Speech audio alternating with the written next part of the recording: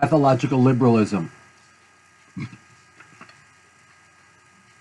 This is a brief PowerPoint peppered with quotations from Gerald Shanawolf's two important books on psychological issues in contemporary America, Sexual Animosity Between Men and Women, 1989, and The Art of Hating, 1991. Definition of a liberal. A liberal is a person who is a physical coward and a spiritual moral weakling, to the extent that he wants to keep all of humanity as a whole, he wants to help all of humanity as a whole to degenerate into cowardice and weakness so that he won't feel so alone and so inferior.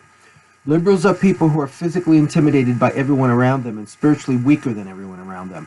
Their goal, which is beyond their self-awareness, is to make everyone as cowardly and weak as they, so they won't have anybody to feel threatened by. It's like the Woody Allen movie where, because he's short and horny, he tries to invent a pill that will kill all men above the height of 5'6", so that he will be the tallest man on earth and can get all the girls. Doesn't he really mean racists and not bigots? Not that racist is the correct term, but that is the term that pathological liberals use, because there's more vicious with more harmful connotations. They pretend to be moral superior, and they pretend to view opponents as evil. Championing human rights is their way of expressing subjective hate, unquote, Gerald Shanawolf. Pathological liberalism terminology: self-righteous indignation, intellectual sophistication, sarcasm, condescension, subjective versus objective hate. They try to enthrall the masses with their intellectual sophistication and their diction and their terminology. And for the last 50 years, it's been working damn well. They're actually full of contempt. My concept of compensatory contempt, which is a way of venting resentment while keeping it secret and acting superior. Whenever you hear someone remarking or opining with a sneer, they are expressing, it is very likely that they're expressing compensatory contempt, which is used to repress feelings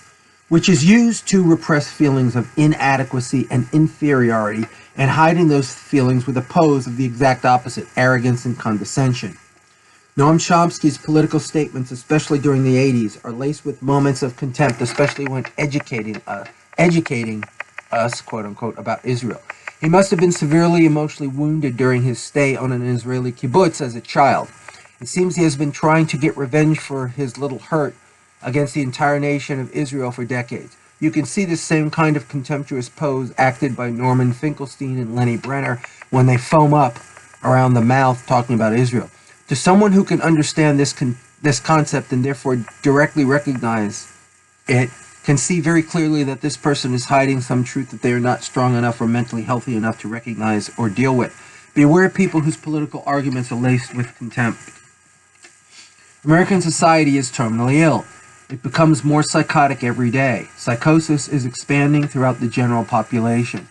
Every day more and more Americans go over, from garden variety mental illnesses, depression, anxiety disorders, sexual dysfunction, narcissism, borderline tendencies, into true psychosis. Thank you for watching.